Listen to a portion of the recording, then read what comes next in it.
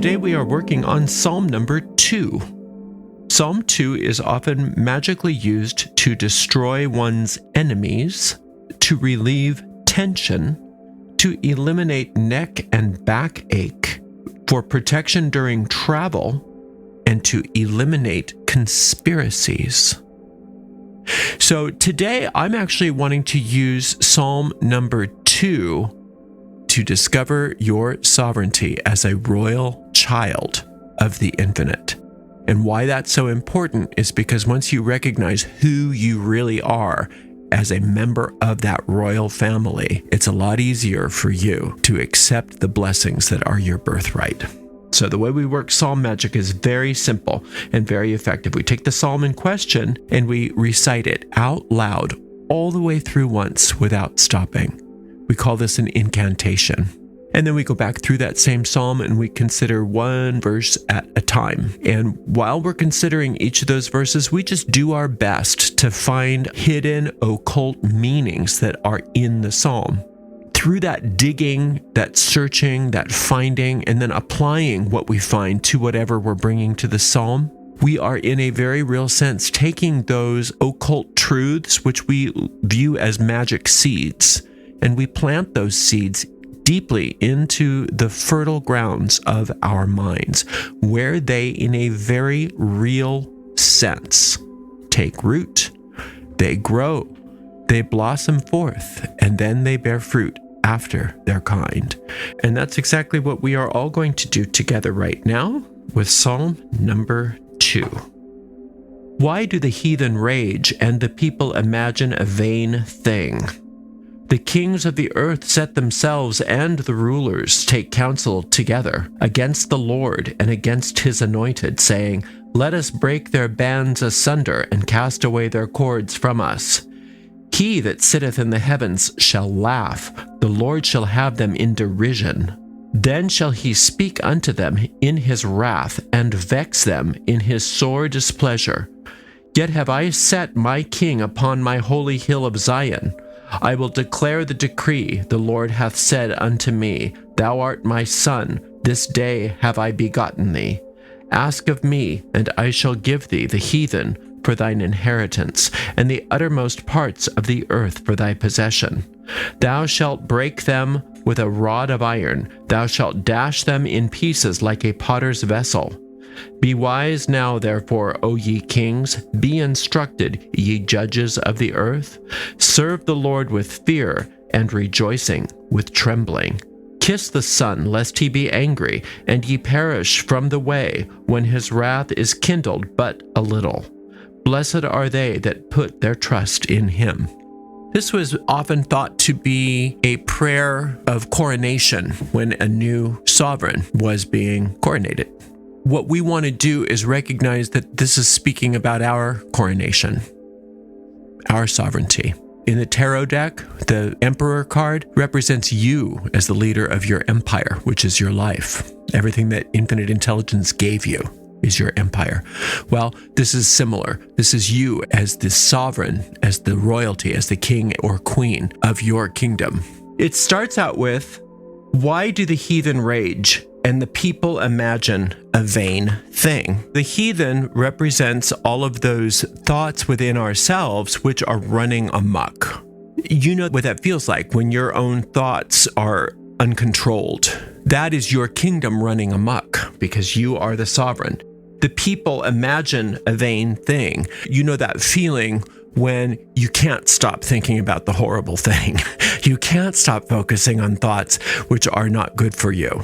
We are claiming our sovereignty. We're also claiming our right to have our minds come together.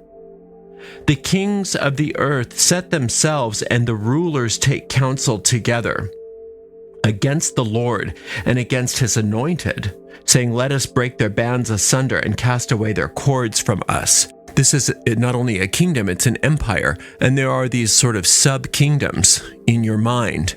And it's talking about the kings of the earth, those are the sub-kingdoms in your mind, are trying to set themselves and their counsel against you as the sovereign. That's the ego mind, trying to break you up, trying to break up your mind, trying to separate your mind and allow you to feel unsafe within your own kingdom. He that sitteth in the heavens shall laugh. The Lord shall have them in derision. It's saying that God, infinite intelligence, is the one who has chosen who the sovereign is. And you're the chosen. You're the sovereign. And so don't make me laugh is what infinite intelligence is saying. You have no power over this sovereign. Don't make me laugh. This is so funny that you think that you are powerful over your sovereign. And so it's just a tool that we use in our mind to recognize that infinite intelligence granted us our sovereignty, granted us our royal heritage, and all of those errant thought forms which are trying to rage against us and which are trying to unseat us have absolutely no power. We can be afraid of them and we can think that they have power, and we can go through years and years of feeling at odds with our lives and that we have no control, we have no power. We can feel that way, but that's because we are reacting to those thoughts. But if we turn to infinite intelligence has the response of, ha ha ha ha ha.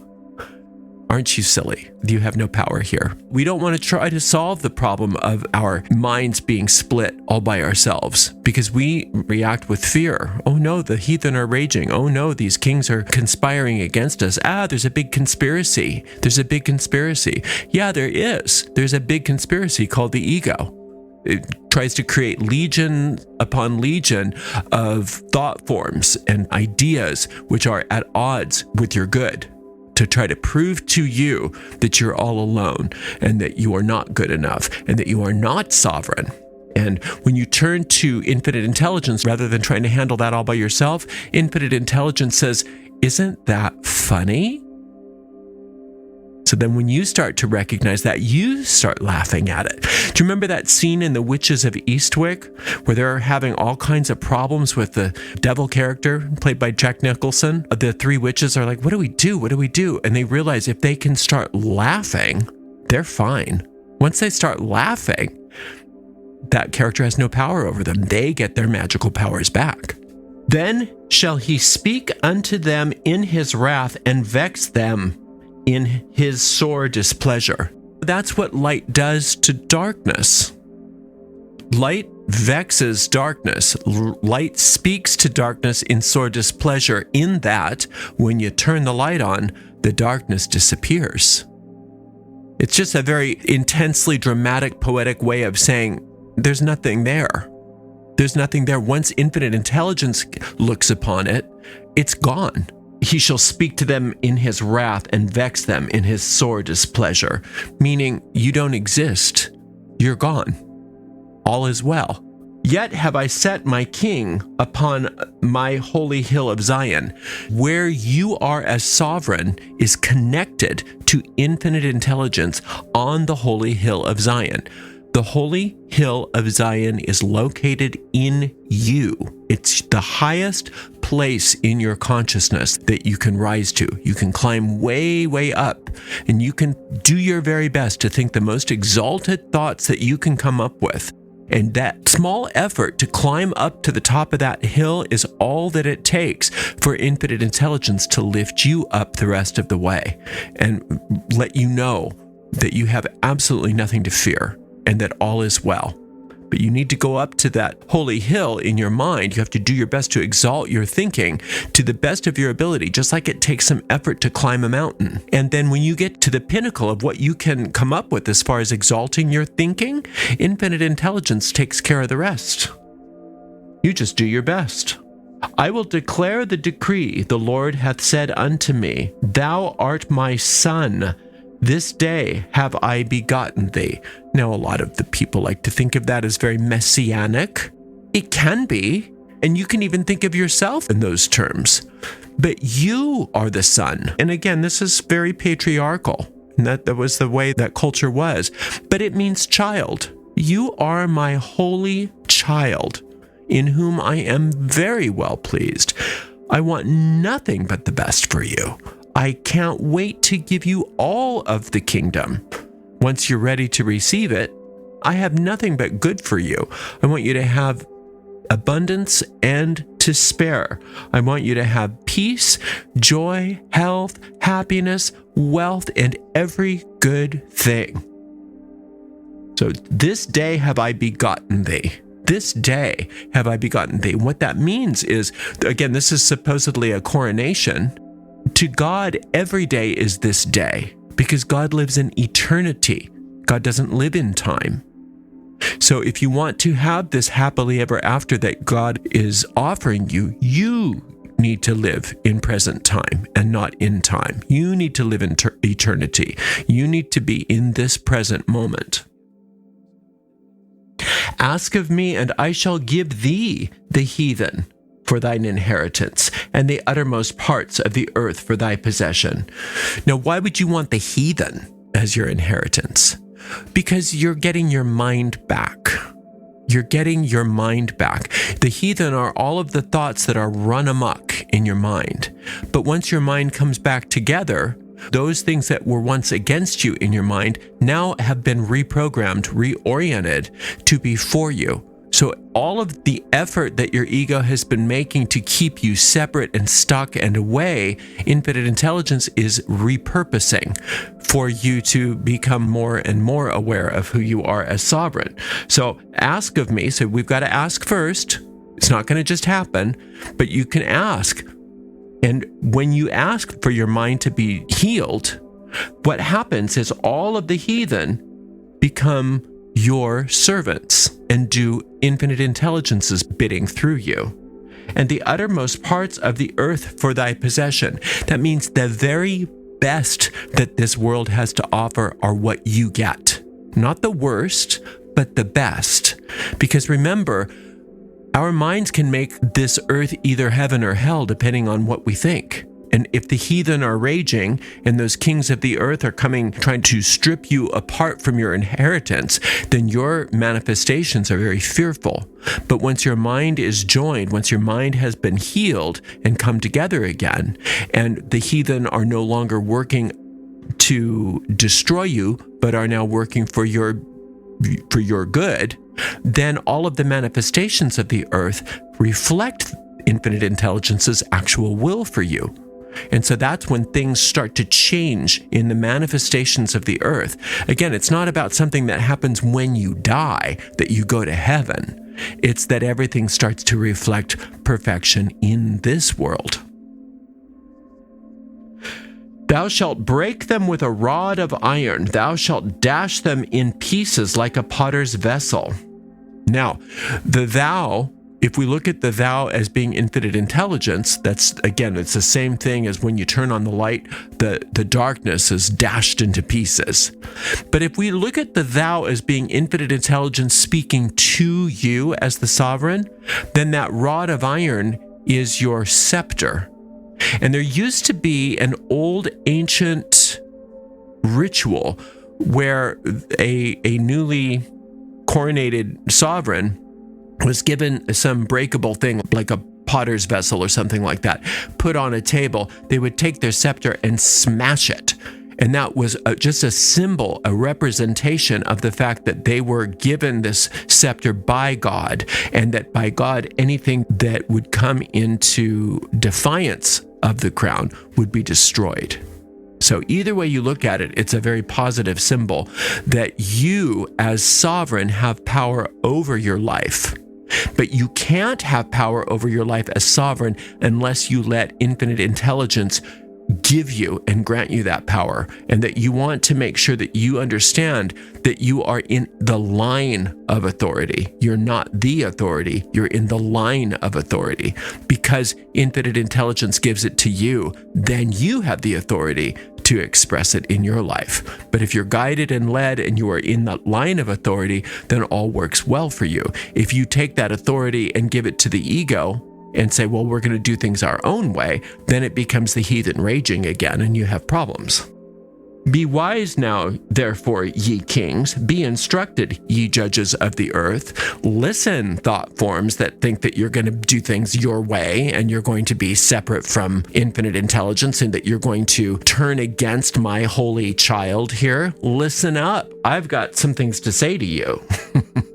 It says, serve the Lord with fear and rejoice with trembling. Let's talk about fear of the Lord again. People really get crazy with that one. You're not afraid of God. Fear of the Lord is like being afraid, but without the pain. It's ecstasy. So if you're afraid of the Lord, then you have nothing to be afraid of in the world, is the basic premise of that statement. If you're afraid of infinite intelligence, then that's the only fear that's good for you. If you have ecstasy of infinite intelligence, that means fear that has no pain attached to it, holy fear, then there is nothing to fear in the world because you're protected. The fear of the Lord protects me. That's a great affirmation if you understand what it's talking about. The fear of the Lord protects me. So it's telling all of those thought forms in your mind that they need to fear the Lord and rejoice with trembling. So rejoicing, bringing joy to any situation with trembling, meaning you recognize that the only fear is sacred fear and that there's nothing to fear in the world. And that gives you all of the power and courage that you need to rejoice. And rejoicing, we've learned again and again and again by working with the Psalms, is always the magic ingredient that turns all the tides your way. With trembling is just recognizing that the fear of the Lord means the ecstasy of the Lord, and that when we have that ecstasy going through us, there's nothing for us to fear in the world, and there's only one thing left to do, and that's rejoice. And we must rejoice if we want to be happy. Kiss the Son, lest he be angry, and ye perish from the way, when his wrath is kindled but a little. That's how infinite intelligence feels about you. Infinite intelligence telling all your thoughts, you better be careful. You better be careful. And you could even think of it as all of your manifestations, all of your negative manifestations. Infinite intelligence is telling them, you'd better be careful not to make my divine child angry. Because if my divine child is angry, I've given my divine child that scepter, and my divine child can crush you into 1,000 little pieces. So just letting you know. Right? So that's just all a very poetic way of saying infinite intelligence has your back. You are exactly where you're supposed to be in the line of coronation. You are the divine sovereign of your life, and infinite intelligence knows exactly what to do at every moment of time and point of space. And as long as you maintain your role as sovereign, then all of those errant thought forms have to come in line, or they'll be destroyed.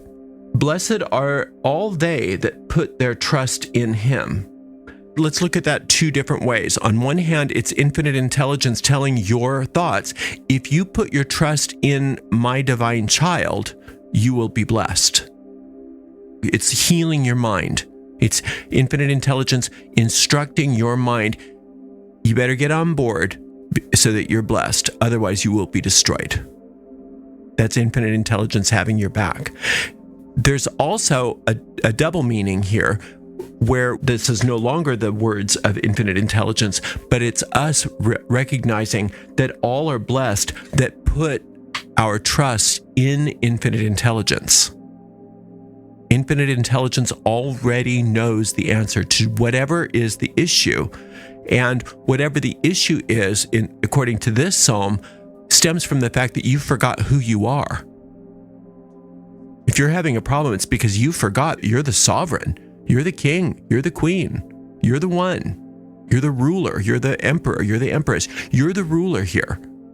If you're having trouble with either your royal subjects or the sub-kingdoms revolting and conspiring against you, you come to infinite intelligence, and infinite intelligence sets things right so that you can have success in whatever area of your life you need it, because that's your divine birthright as the sovereign of your life, because you are in a very holy family, very, very powerful, holy family. So that's who you are. It's always very important to remember that. And when you remember that, you don't get arrogant about it. Automatically, you become very humble. It's like, ooh, look at what I am. Look at what I have. Look at what my role is here. My role here is to be the divine sovereign in my life. That means infinite intelligence is depending on me to do the works that I need to do. So I'm going to constantly look to infinite intelligence for guidance and for protection and for help whenever I need it, so that I can do my work here. I can fulfill my role. I'm not just a nobody. I'm an important somebody, and I can't waste any more time. So you just keep coming back to this psalm every single day until you get a sense of peace and certainty about whatever issue it was that you brought to the psalm. And when you do that, once you do that, you know that your spell has taken. And you can feel it. It's like a visceral kind of click that says, oh, I don't have to worry about this anymore. All is well. And once you get that feeling, then you don't have to cast that spell anymore. You can move on to something else. Thank you so much for being here today. I so appreciate you. Until next time, blessed be.